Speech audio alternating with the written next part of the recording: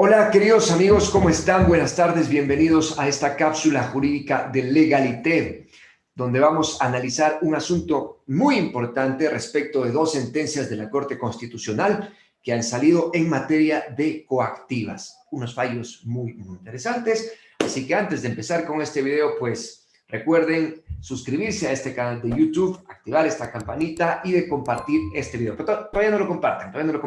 Esperemos hasta el final, veamos si les sirve. Y si les sirve, si es útil información, me prometen que lo comparten, ¿de acuerdo? Bien, listo, entonces empezamos ahora.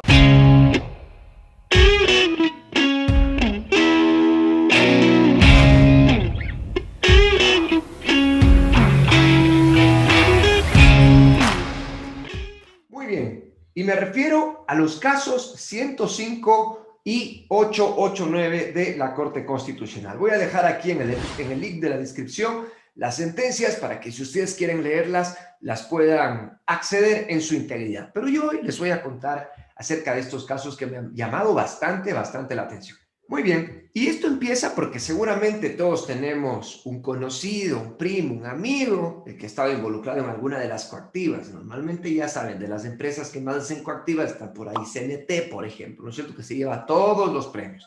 Aquí en realidad, recuerden que yo tenía un blog subido donde le habíamos ganado ya una acción de protección por vulnerar derechos en una coactiva, y pues yo subí una noticia ahí, y después de repente llena de comentarios, gente que decía, CNT me está haciendo esto, me está embargando, no tiene razón, una línea que no tenía o algo así.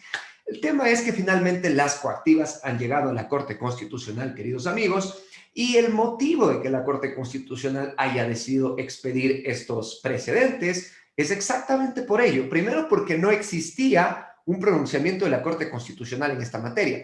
Y segundo, porque el tema es bastante frecuente. A todos nos ha pasado, a todos conocemos a alguien a quien le ha pasado. Entonces, vamos a empezar por la sentencia 105, que la jueza ponente fue Carmen Corral y que se trata de pronunciarse respecto de si se pueden o no se pueden embargar o retener las pensiones jubilares. La Corte Constitucional ha seleccionado algunos fallos que ustedes pueden revisar ahí en la parte de los antecedentes de esta sentencia, y evidentemente se relatan cosas terribles, o sea, de gente que realmente tenían discapacidad, de gente que eran de la tercera edad, a quien por un lado CNT, en otro lado era Correos del Ecuador, en otro lado era el IES, o sea, instituciones que realmente impulsaron coactivas sin considerar aspectos de los casos en particulares. Esto llevó a que las partes propongan acciones de protección, en algunos casos fueron negados, en otros casos fueron favorecidos, pero finalmente la Corte llegó a seleccionar este caso por los asuntos que ya les comenté. Y entonces analiza. Y como primer punto, yo quiero señalar que en realidad esta sentencia de la Corte no es que viene a innovar algo. No sería necesaria esta sentencia de la Corte, porque la Corte lo que hace es pedir que se apliquen el artículo 371 de la Constitución de la República, que señala que las pensiones jubilares, pensiones de invalidez y cuestiones de la seguridad social no se podrán embargar ni retener. Entonces, ¿era necesario tener una sentencia de la Corte Constitucional para entender algo que es muy claro? Creo que no. Sin embargo, pues ahora que ya tenemos en sentencia, ahora sí esperamos que se lo respete. Pero siempre se supo que las pensiones jubilares no se podían embargar ni retener, salvo en dos ocasiones, que es lo que dice la sentencia. Usted solo puede ordenar retención o embargo de pensiones jubilares cuando se trate o de pensiones alimenticias o con deudas con las entidades aseguradoras, es decir, por ejemplo, con el IES o con el BIES. Pero sí señala claramente ahí la sentencia de la Corte que solamente cuando las obligaciones con el IES y con el BIES se refieran a deudas de la seguridad social. ¿Por qué? Revisen en especial el párrafo 57, que en el párrafo 57 es donde la sentencia dice no se puede embargar en ningún caso las pensiones jubilares en juicios de coactiva. Pero en el 59 habla ya de la excepción. Dice, salvo que estos juicios de coactiva sean evidentemente con el IES o con el BIES, pero que se trate de cuestiones de la seguridad social. ¿Por qué? Porque aquí es muy interesante lo que dicen ellos. Y aunque no se lo analiza en sí en esta sentencia, sino en la otra, en la 889, los voy a configurar porque son muy parecidos. Y aquí lo que dicen es, ¿por qué si se permite el embargo o la retención cuando son deudas del IES? Porque lo que están haciendo es capitalizar la seguridad social, y de tal manera que si usted no paga esas deudas con el IES y el BIES en las partes que conforman la seguridad social, entonces lo que está haciendo es privándoles del derecho de seguridad social en cambio a otras personas. Ahora bien, un asunto muy importante que ustedes deben tener en cuenta, queridos amigos, es que si partiéramos del hecho de decir solamente, claro, es que como el 371 dice que las jubilaciones son inembargables, entonces también vamos al tema de la remuneración. La remuneración también es inembargable. Pero bien, el análisis de la Corte Constitucional no se ha limitado sencillamente a repetir lo que dice el 371 de la Constitución.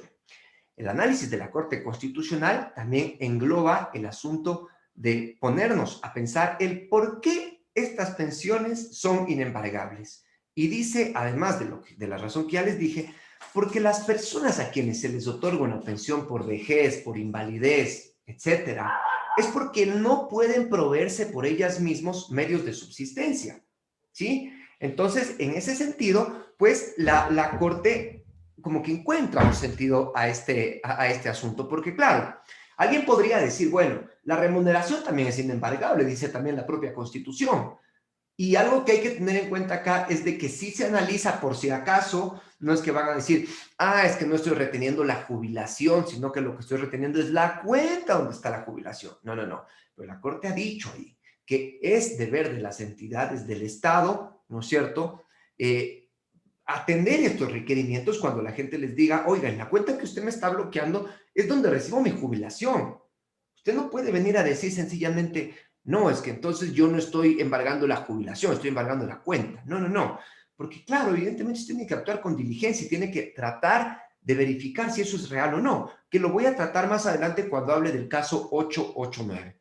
Pero entonces, bajo este paraguas de idea de que las pensiones jubilares están dadas a personas de grupos de atención prioritaria y vulnerables que no pueden proveerse un medio de subsistencia, es que la Corte hace este análisis. Y claro, en la segunda regla, donde yo les dije que sí se puede embargar las pensiones jubilares cuando se trate del IES o cuando se trate del BIES también, ¿no es cierto? La Corte dice que siempre y cuando usted asegure de que no está privándole de una vida digna a la persona. Es decir, lo ata al derecho de una vida digna de estas personas de atención prioritaria. Mayores adultos, ¿no es cierto? Adultos mayores, perdón, o también inclusive a veces personas que, además de ser adultos mayores, tienen una discapacidad. Si es que se le estaría privando a una vida digna, entonces tampoco se podrán embargar y tendrá que haber otros mecanismos. Inclusive la Corte Constitucional menciona en este párrafo que pongo en la pantalla que se estará en la obligación de suscribir convenios de pago, porque eso sí, deja muy en claro que el hecho de que las personas estén en grupos de atención prioritaria no significa condonación de deudas, son recursos del Estado, pero sí significa que se deben encontrar medios para, ¿no es cierto?, digamos, satisfacer las obligaciones sin alterar los derechos de la persona. Y ahí lo que me pongo a pensar es, ¿creen ustedes que la Corte Constitucional está dando luces incluso para que se pueda extender más allá de lo que dice la ley de los 24 meses, por ejemplo, que trae el COA para hacer convenios de pago? Podría ser una duda que nos queda y que tendríamos que resolver. Y ahora sí, pasemos en cambio al fallo del caso 889, cuyo juez ponente fue Ramiro Ávila. Me gusta bastante esta sentencia, es un poco más explicativa porque no solo aborda lo que sería el tema de las coactivas, el tema de la tutela judicial efectiva, el tema del servicio público, sino que establece reglas de cómo tienen que actuar los servidores públicos y me parece súper interesante. A ver, me gusta también cómo este magistrado hace como que, lo relata como que una historia, entonces uno cuando lee esa sentencia de esta persona que se llamaba Zoila, no recuerdo los apellidos, pero bueno, ahí en una parte de la sentencia dice, en adelante se le dirá solo Zoila, y en los pasajes de la sentencia, él sigue diciendo como que a Zoila se le privó de este derecho, no se consideró que Zoila estaba en esta situación, y me gusta porque es como que la justicia en realidad, cuando ya se aplica, no tiene por qué ser invisible. En realidad, esa sentencia, que lo vemos nosotros como un documento legal, en realidad, esa sentencia cambió una vida de una persona. Y el caso de Zoila era que era una persona que recibía una pensión de Montepío, ¿no es cierto? Creo que era como de $90 la pensión, realmente una persona de muy escasos recursos, a quien CNT, por una línea telefónica, le impuso una medida cautelar. Cuando ella quiso acercarse a pagar, porque tuvo siempre la buena voluntad, ¿no es cierto? A pesar de que, además de ser de la tercera edad, tenía discapacidad física. Además de eso, ella se acercó a pagar y pues recibió pronunciamientos de todo tipo de parte de los funcionarios, como que le decían, no, es que tiene que pagar todo, no puede pagar por partes, o es que póngame por escrito, o busque, no, cualquier cosa. O sea, realmente es algo que creo que todos hemos pasado, ¿no? Incluso en una parte de la sentencia me gusta porque relata de cuando no le querían atender a su sobrina, que era quien le daba haciendo los mandados, porque le decían, no, tiene que venir usted. Y ella le había pedido al funcionario que baje porque ella no podía subir gradas y el funcionario no quiso. Entonces, es como que todo esto se ve en la sentencia y uno siente como que si estuviera realmente viendo una historia de terror.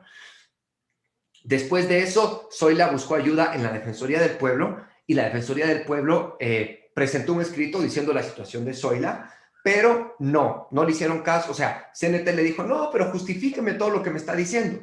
Y claro, ahí actuó mal la Defensoría del Pueblo, según dice la Corte Constitucional, porque en lugar de ir a hablar, de decir las cosas, fue y presentó una acción de protección que terminaron perdiendo, por cierto, ¿no? Miren qué grave. Pero bueno, lo interesante de este caso es que la Corte Constitucional, además de señalar también lo que ya había indicado en el fallo 105 de que las pensiones de la Seguridad Social no se pueden embargar salvo estas excepciones, y explican por qué, ya les dije. Además de eso, establece el alcance del artículo 39 del Código Orgánico Administrativo, o no digamos el alcance, pero le da una interpretación de un caso de aplicación. Acá lo que le dice, ¿no es cierto?, la Corte Constitucional, pueden leer el párrafo 55 y 56, lo que le dice es que los servidores públicos tienen la obligación de considerar ante quién están. O sea, y esto me parece un tema de principios también, ¿no? O sea, de principios jurídicos. O sea, la regla está ahí, pero esa regla tiene principios que se deben aplicar y yo tengo que ver quién está del otro lado. Si del otro lado está un adulto mayor, si del otro lado está una persona con discapacidad, yo no puedo exigirle lo mismo que a cualquier persona. Tengo que darle una atención prioritaria y favorable. Entonces, acá le dice el juez constitucional, los jueces de la Corte Constitucional, le dicen, oye, usted tiene la obligación de, si es que una persona viene en esas condiciones, usted tomará en serio la versión que le está diciendo. Y por favor, no me esté repitiendo aquí tantas veces de que póngame por escrito, de que tráigame certificado, de tráigame esto. No. O sea, usted, por principio de oficialidad, usted debe efectuar, ¿no es cierto?, las diligencias necesarias, principio de interoperabilidad que dice la ley de trámites, ¿no es cierto?, y comprobar si eso es cierto. Y si eso fuera cierto, pues no puede adoptar las medidas que está adoptando.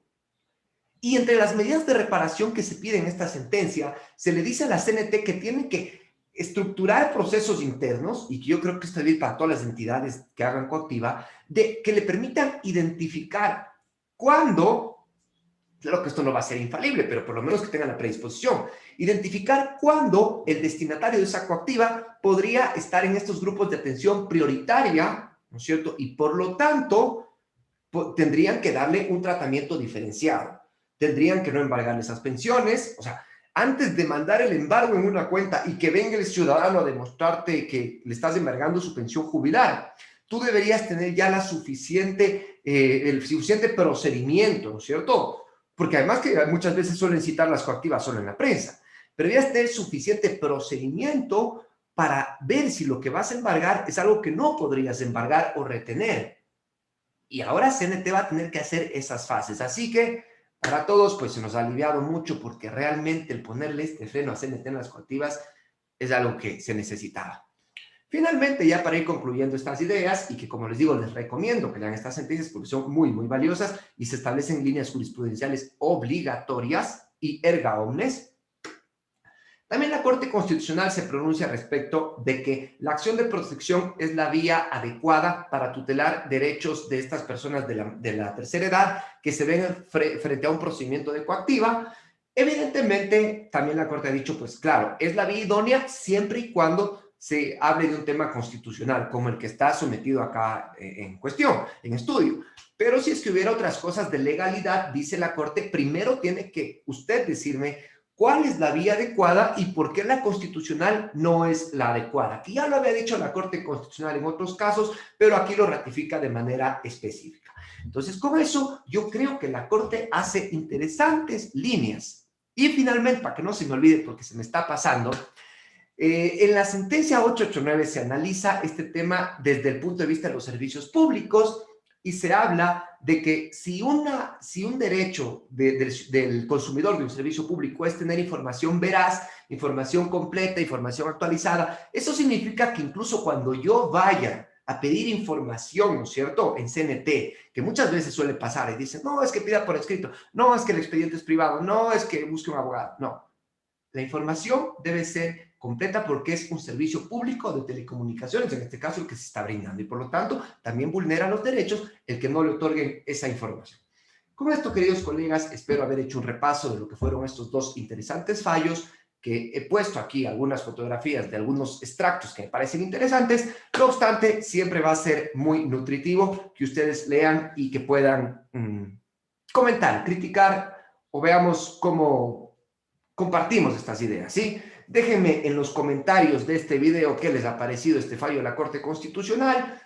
Espero haber sido lo suficientemente claro y pues, si es que les ha servido, no se olviden de compartir este video. Muchas gracias y nos vemos en otro video.